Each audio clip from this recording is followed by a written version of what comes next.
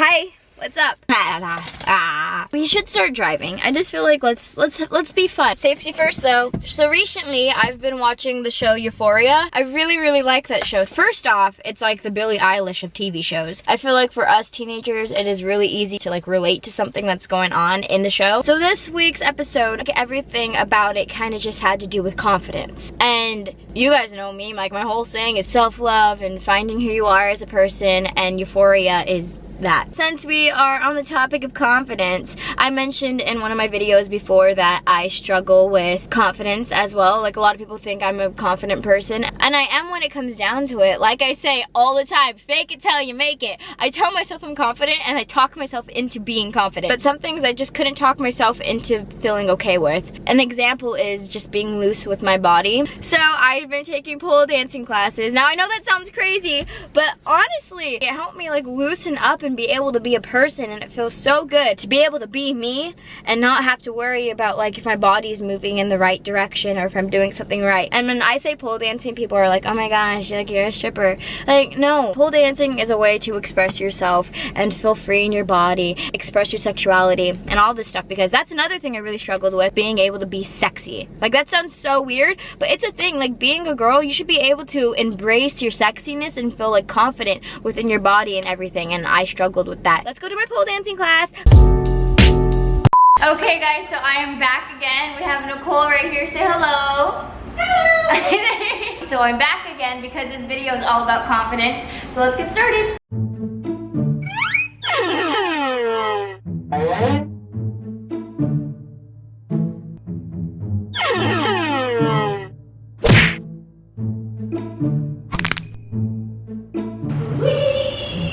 So here. You just come out nice and ugly. There you go.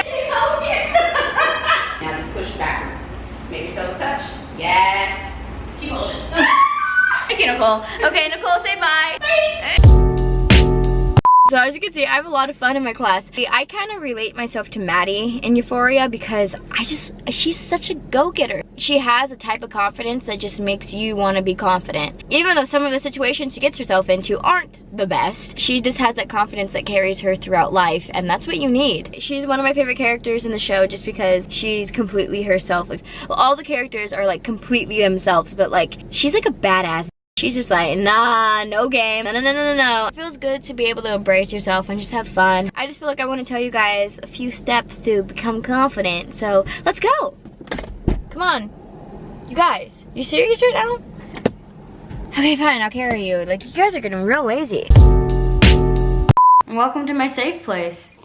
You're my bedroom. I just want to talk to you guys a little bit more on how to have confidence. So, I'm not saying that you're not gonna have those moments where you do feel insecure, because that's just life. You're gonna have your ups and downs, but you have to just learn how to ride those waves and kind of just get through it. Like, that sounds so sucky, but it's the truth. You have to just remind yourself it's temporary. Yeah, you don't feel your best right now, but you will feel your best, but you have to believe that. Like, if you don't believe that one simple thing, that it will get better, it's gonna be a lot harder just to get like one step to where you want to be. And I know what it's like to severely lack confidence because I have been there and it sucks booty. But I told myself you will eventually get to a place where you feel happy with yourself and nothing can stop you. Because literally this morning I was having a complete mental breakdown because I just wasn't happy with really anything that I was doing, and that has a lot to do with like the confidence I have behind what I am doing. Sometimes I just have to remind myself, Danny, you are doing fine, you are good, and it's gonna be okay. Sometimes I don't believe myself when I say that, and then I just tell that part of my head to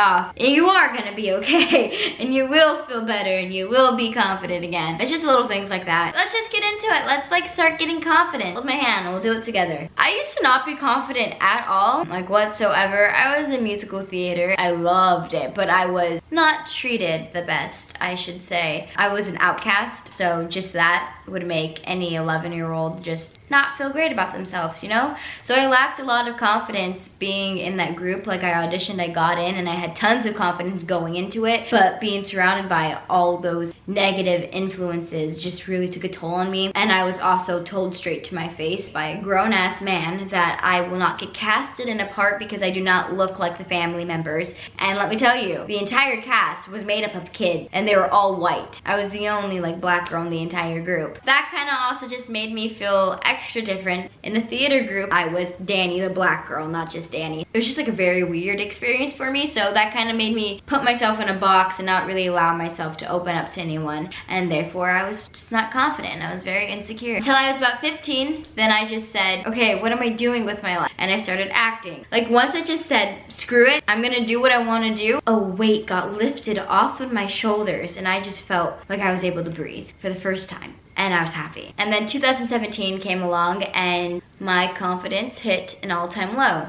I went through a very public breakup, and just breaking up with someone in general sucks, especially when you're a teenager, because you're like, my world's over, we're not dating anymore, I love you. To have to like announce your breakup to thousands of people publicly, and then to have them all hate you because of a rumor, it really takes a toll on a person. And like magazines you've always like dreamed about being in, finally writing about you, but having them write about your breakup and what happened in the breakup and all the rumors that came with the breakup and everything everyone is saying about you, and taking screenshots from Twitter and Instagram lives and putting it in a freaking article. That made me feel so shitty. And it happened at a time in my life when I should have been the happiest. My show just got picked up. I was literally filming the first episode when shit hit the fan. I remember I would be like filming and I'd be like, gee golly, because it's a kids TV show, so I'd be like, oh my gosh, and then they say cut. I'd look at my phone, my heart would break because someone's telling me to kill myself, and then I would run to the bathroom and cry, and then our 5-minute break would be up and I'd have to go wipe my face, check myself in the mirror, go back out, continue to be happy. You know, and it just came to the point where I just didn't want to post anything on social media because I was so scared. I was like,